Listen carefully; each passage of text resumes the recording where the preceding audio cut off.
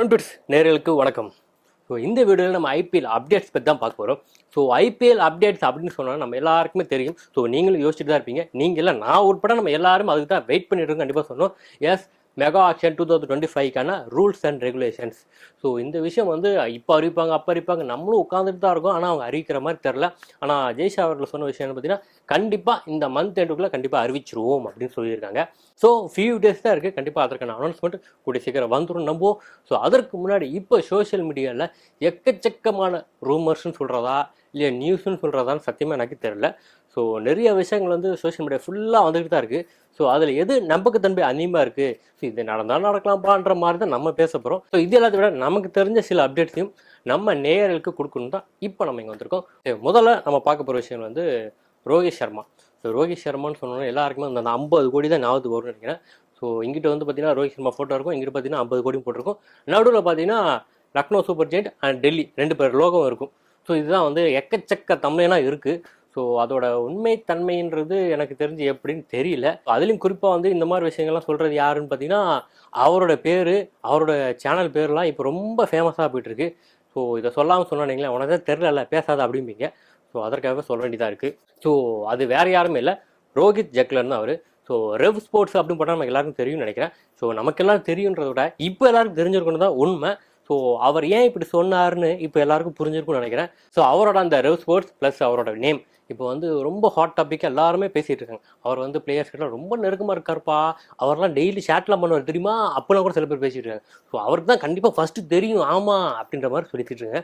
So இதெல்லாம் பார்க்கும்போது நமக்கு சில விஷயம் புரியுது. சரி, ஓகே, என்ன சொல்கிறது, நம்ம விஷயத்தை மட்டும் சொல்லிட்டு போவோம், எது தேவையில்லாதான் பேசிக்கிட்டு, கரெக்டு தானே? ஓகே, ஃபஸ்ட்டு இப்போ ரோஹித் சர்மாவுக்கு வந்து Lucknow super giant and Delhi Daredevils 2 பேரும் தான் ரொம்ப ட்ரை பண்ணுறதா இப்போ சோஷியல் மீடியாவில் போயிட்டுருக்கு. ஸோ எப்படினாலும் இந்த வருஷம் வந்து ட்ரேடு இருக்குமான்னு டவுட்டு தான்.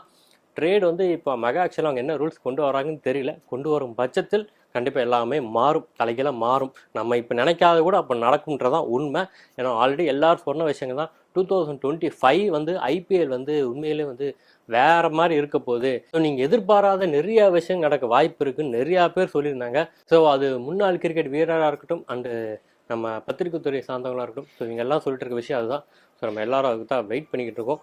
ஸோ 2025 மெகா ஆக்ஷன் ரூல்ஸ் வந்த பிறகு டீட்டெயிலாக நம்ம தெரிஞ்சிடும். ஸோ அதற்கு முன்னாடி தான் இவ்வளோ விஷயம் ஓடிட்டு இருக்கு, அதை பற்றி நம்ம பேசிகிட்டு இருக்கோம். ஸோ ஓகே, இப்போ வந்து Lucknow super giant and Delhi Daredevils இவங்க 2 பேர் ட்ரை பண்ணுறாங்க. ஓகே, இப்போ அவர் வந்து மெகா ஆக்ஷனில் வருவாரா? கண்டிப்பாக மெகா ஆக்ஷனில் வந்தால் மட்டும் தான் அந்த மாதிரி எடுக்க முடியும். ஏன்னா ட்ரேட் வந்து கிடையாது. ஸோ ட்ரேட் வந்து இன்னும் அனௌன்ஸ் பண்ணணுன்னு தான் உண்மை.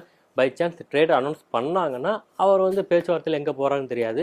அப்படி இல்லை, இந்த வருஷம் ட்ரேடே கிடையாதுப்பா, ஸ்ட்ரிக்டாக அவங்க சொல்லிட்டாங்கப்பா, ஒன்லி மெகா ஆக்ஷன் தான் அப்படின்னு சொல்லிட்டாங்கன்னா, ரீடெயின்டு பிளேயர் தவிர்த்து மிச்சம் எல்லாருமே மெகா ஆக்ஷனில் தான் வந்தாகணும் அப்படின்ட்டாங்கன்னா கண்டிப்பாக மெகா ஆக்ஷன் தான் வருவார். இதுக்கு நடுவில் ஆர்டிஎம் கார்டு இருக்குது, அதையும் மறந்துடாதீங்க.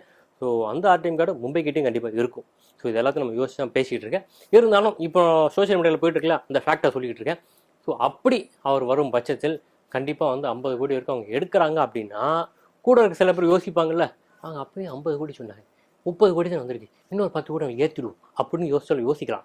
ஸோ இதெல்லாம் அவங்களுக்கு தெரியாமையாக இருக்கும்.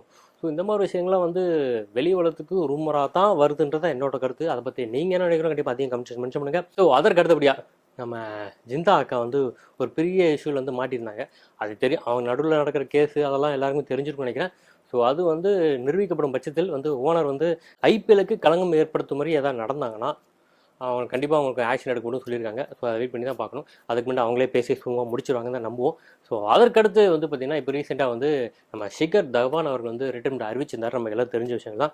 உண்மையில் ஒரு நல்ல பிளேயர். அவர் அறிவித்த உடனே ஒரு வீடியோ போடணும் தான் இருந்தேன், என்னால் போட முடியாத சுச்சுவேஷன். இருந்தாலும் ஒரு இந்தியன் டீமுக்குன்னு எடுத்திங்கன்னா ஒரு ஓப்பனரில் வந்து பார்த்திங்கன்னா அவரை மாதிரி ஒரு கிளாஸ் பிளேயர் கிடையாது. எல்லாரும் இப்படி தான்ப்பா பண்ணுறீங்க, அவர் இருக்கும்போது பேசவே மாட்டேங்கிறீங்க, அவர் போன பிறகு புகழ்ந்து தள்ளுறீங்க எப்படி அப்படின்னு நிறைய பேர் கேட்பீங்க. ஆக்சுவலாக வந்து ஃபேக்ட் என்னன்னு பார்த்தீங்கன்னா, ஆப்போசிட்டில் வந்து ரோஹித் சர்மா இருப்பார், அவர் வந்து அங்கே ஆடிட்டு இருப்பார். ஸோ இப்போ ரோஹித் சர்மா அவுட் ஆகிற கூட தான் நம்ம எல்லாரும் யோசிச்சுட்டு இருப்போம்.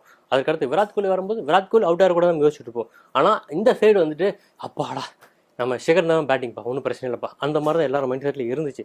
அவர் கண்டிப்பாக பார்த்தீங்கன்னா எப்படியும் அந்த ஓவரில் ஏதோ ஒரு பவுண்டரி அடிச்சிடுவார். நீங்கள் நல்லா வாட்ச் பண்ண தெரிஞ்சிருக்கும்னு நினைக்கிறேன். ஸோ அந்த ஸ்ட்ரைக் ரொட்டேட்டிங் வந்து ஒரு ஓவருக்கு ஒரு பவுண்டரின்றது கண்டிப்பாக மஸ்ட்டாக வந்து மேக்ஸிமம் அவர் அடிச்சிருக்காருன்னு தான் உண்மை. ஸோ டிஃபிகல்ட்டான பவுலர்ஸ் அப்படின்னா வந்து தவான் தான் ஃபேஸ் பண்ணுவார். தவான் ஃபேஸ் பண்ணும்போது நமக்கு ஆட்டோமேட்டிக்காக ஒரு கான்ஃபிடென்ட் வரும். ஸோ இவர் எப்படியும் இப்போ விளாண்டுருவார் அப்படின்னு. ரெண்டாவது அவர் விக்கெட் போனாலும் கவலை இல்லைன்னு தான் நம்ம இருந்துகிட்ருப்போம். ஆனால் அவர் விக்கெட் போகாது.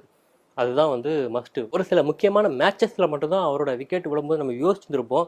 ஆனால் மற்றபடி பார்த்தீங்கன்னா அவர் விளையாடும்போது நம்ம ஆப்போசிட்டில் யார் விளையாடுறோம் அவங்க தான் அதிகமாக சப்போர்ட் பண்ணிப்போன்றதான் உண்மை. ஸோ அது எல்லாத்தையும் தாண்டி அவர் தன்னை நிரூபிச்சிருக்காரு. உண்மையிலே வந்து ஒரு பேட்ஸ்மேனாக, அதுவும் லெஃப்ட் ஹேண்ட் பேட்ஸ்மேனாக வந்து இந்தியா கிடைச்ச ஒரு பொக்கிஷன் தான் கண்டிப்பாக சொல்லி ஆகணும். ஸோ அவரோட பழைய மேட்சஸ் ரெக்கார்ட்ஸ்லாம் பார்த்து நமக்கு எல்லாரும் தெரியும் நினைக்கிறேன். ஸோ இதை தவிர்த்து நம்ம இந்தியன் டீமை சேர்ந்த ஜாம்பான் நிறைய பேர் வந்து அவரை பற்றி பேசிட்டு இருக்காங்க. விராட் கோலியாக இருக்கட்டும், அண்ட் ரோஹித் சர்மா இருக்கட்டும், அண்ட் நம்ம MS தோனி கூட வந்து அவரை பற்றி பேசியிருக்காரு. ஸோ நிறைய பேர் பேசியிருக்காங்க. நம்ம காம்பீர் கூட அவரை பற்றி நிறைய விஷயம் சொல்லியிருக்காரு. ஸோ அவரோட ரிட்டைர்மெண்ட்டில் அப்படி என்ன தான் நடந்துச்சு நிறைய பேர் கேட்பீங்க. பஞ்சாப் கிங் தான் ஷெகந்த விளாண்டு நம்ம எல்லாரும் தெரிஞ்சுருந்தான். ஸோ அவர் ரிட்டைர்மெண்ட் அறிவித்த பிறகு பார்த்தீங்கன்னா பஞ்சாப் கிங்ஸ் சார்பாக வந்து அவருக்கு வந்து ஒரு நல்ல ஒரு சல்யூட் கொடுக்கணும், ஸோ மரியாதை கொடுக்கணும்னு. ஸோ அவர் ரிட்டைர்மெண்ட்டுக்கு வந்து சென்ட் ஆஃப் பண்ணுற விதமாக வந்து ஸ்டில்ஸு ஃபோட்டோஸ்லாம் வந்து வெளியிட்டிருந்தாங்க. அதில் ஒரு ஸ்டில்லில் வந்து பார்த்திங்கன்னா பஞ்சாப் டீம் எல்லாம் இருக்கும், நடுவில் சென்ட்ரல் நம்ம சேகர் தவன் இருப்பார், அதெல்லாம் ஓகே தான். அது பக்கத்திலே இன்னும் ஒரு 5 பேர் மட்டும் இருக்கிற மாதிரி ஒரு ஸ்டில். அது எதுக்கு இப்போ வெளியிட்டாங்கன்னு இப்போ எல்லாருமே கேட்டுட்ருக்காங்க. அதை பற்றி எல்லாருமே பேசியிருப்பாங்க. ஸோ இதில் வந்து அவங்க சொல்ல வர்றது என்னென்னு பார்த்தீங்கன்னா, அவங்க ரீடென்ட் பிளேயர் தான் வந்து அவங்க அறிவிச்சிருக்காங்க, அதான் 5 பிளேயர். அந்த ஃபோட்டோவில் இருக்கிற அந்த பிளேயர்ஸ் யாருன்னு பார்த்தீங்கன்னா, Harshal Patel, Rabada, Shashank Singh and Sam Curran, நம்ம சிட்டி குழந்தை. அதற்கு அடுத்தபடியாக நம்ம இந்தியன் ஃபேஸ் கொள்வரான ஹர்ஷித் சிங். ஸோ இந்த 5 பேர் தான் ரிட்டர்ன் பண்ணியிருந்தாங்க. இதன் மூலமாக அவங்க சொல்ல வர்றது என்ன அப்படின்னு நிறையா பேர் கேட்டுட்ருக்காங்க. ஸோ அவங்க ரிட்டர்ன் பண்ண அந்த பிளேயர்ஸ் தான் அவங்க அறிவிச்சிருக்காங்க.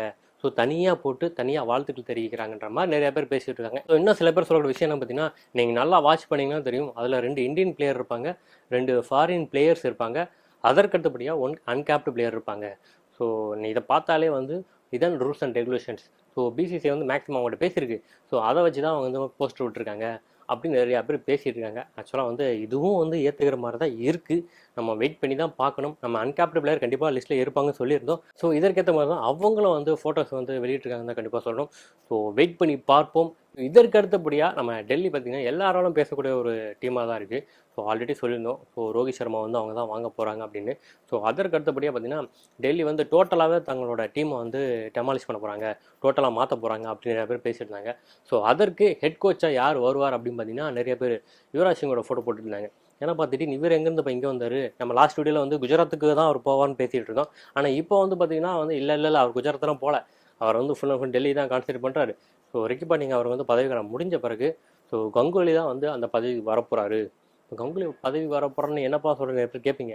ஆக்சுவலாக வந்து யுவராஜ் சிங் வந்து மென்டராக வராரா, இல்லை கோச்சாக வராரா, இல்லை கங்குலி வந்து ஹெட் கோச்சாக இருக்காரா, இல்லை எப்படி என்னன்னு தெரில. ஆனால் அதில் கங்குலி கண்டிப்பாக இருக்கார் அண்ட் யுவராஜ் சிங் கண்டிப்பாக இருப்பாங்க. நிறையா பேர் இப்போ சொல்லிட்டு இருக்காங்க. ஸோ கங்குலி தான் கண்டிப்பாக எனக்கு தெரிஞ்சு இருக்க வாய்ப்பு அதிகமாக இருக்கும். ஸோ அவர் கீழே வந்து கண்டிப்பாக யுவராஜ் சிங் இருக்கலாம், ஒரு மென்டராக இருக்கலாம், இல்லாட்டி பேட்டிங் கோச்சாக கூட இருக்கலாம். அதை நம்ம வெயிட் பண்ணி தான் பார்க்கணும். ஃபஸ்ட் டைம் ஐபிஎல் வந்து யுவராஜ் வந்து ஒரு கோச்சாக பார்க்க போகிறோன்னா கண்டிப்பாக அது 2025 தான் இருக்கும். அதற்கான வாய்ப்புகள் அதிகமாக இருக்குன்னு தான் சொல்லிட்டு இருக்காங்க. ஸோ அதற்கடுத்தபடியாக முக்கியமான விஷயத்துக்கு வாப்பா நிறையா பேர் கேட்பீங்க. எஸ், ரோஹித் ஜுக்லன். ஸோ அவரை பற்றி பேசிகிட்டு இருந்தோம். ஸோ அவரை பற்றி அதிகமாக பேசக்கிட்ட ஒரு ரீசன் என்னன்னு பார்த்தீங்கன்னா, இப்போ அவரை லேட்டஸ்ட்டாக விட்டுருக்க அந்த அறிக்கை தான். ஸோ ஸ்கை டு கேகேஆர் அப்படி தான் நிறைய பேர் சொல்லிட்டு இருக்காங்க. அது என்னப்பா ஸ்கை டு கேகேஆர், இது புதுசாக இருக்கே நிறைய பேர் யோசிப்பீங்க. ஸோ அதுதான் ஃபேக்ட். நிறைய பேர் சொல்கிற விஷயங்கள் வந்து sky and Shreyas Iyer trading மூலமாக கூட மாற்றலாம், அப்படி இல்லாட்டி வந்து நீங்கள் வாங்க ஆக்ஷன் வாங்க, எவ்வளோ கோடி நாங்கள் கொடுத்து எடுக்கிறோம்ன்ற மாதிரி பேசுகிறாங்களா. இதெல்லாம் வந்து பேசலாம். அதாவது இதெல்லாம் வந்து மும்பை சைடில் என்ன நினைப்பாங்க, நீங்கள் வாயிருக்கு என்ன வேணால் பேசுங்கப்பா, எங்கள் கிட்ட தான்ப்பா அவங்க டீம் மெட்ஸ் இருக்காங்க, ஸோ நாங்கள் யார் ரிலீஸ் பண்ணோம் அங்கே தான் முடிவு பண்ணுற மாதிரி தான் அவங்க இருக்காங்க. எல்லாத்தோட ஆர்டிஎம்மும் கண்டிப்பாக இருக்குன்னு சொல்லிட்டு இருக்காங்க. ஸோ நம்ம வந்து ப்ராப்பராக எல்லாத்தையும் வச்சு பார்க்கும்போது ட்ரேடிங் இருக்கான்னு பார்க்கணும், 2வது ஆர்டிஎம் கார்டு இருக்கா பார்க்கணும், இது எல்லாத்தையும் தாண்டி ரீடென்ட் பிளேயர், அதில் அன்கேப்டு பிளேயர். ஸோ இவ்வளோ விஷயங்கள் இருக்குது. இது எல்லாத்தையும் தாண்டி ஒரு டீமுக்கு எத்தனை பிளேயர் வரைக்கும் தக்க வைக்க முடியும் அப்படின்றது தான் நம்ம ஃபைனலாக வந்து எல்லாராலும் கேட்கக்கூடிய ஒரு கொஸ்டினாக இருக்கும். ஸோ அதை வெயிட் பண்ணி தான் பார்க்கணும். இதுக்கு மத்தியில் இன்னும் நிறைய அப்டேட்ஸ் வந்துகிட்டே தான் இருக்குது. ஸோ நான் தான் உங்களுக்கு டிஸ்டர்ப் பண்ண வேண்டாம், அப்பப்போ வந்து முக்கியமான அப்டேட்ஸ் கொடுத்துட்ருக்கேன். ஸோ இப்போ நான் கொடுத்த அப்டேட்ஸ் எல்லாம் போதுமானது இருக்கணும். அப்புறம் மீண்டும் அடுத்த வீடியோவில் உங்களை சந்திக்கிறேன். அதுவரை உங்களிலிருந்து விடுபடுறது ஷண்முகம்.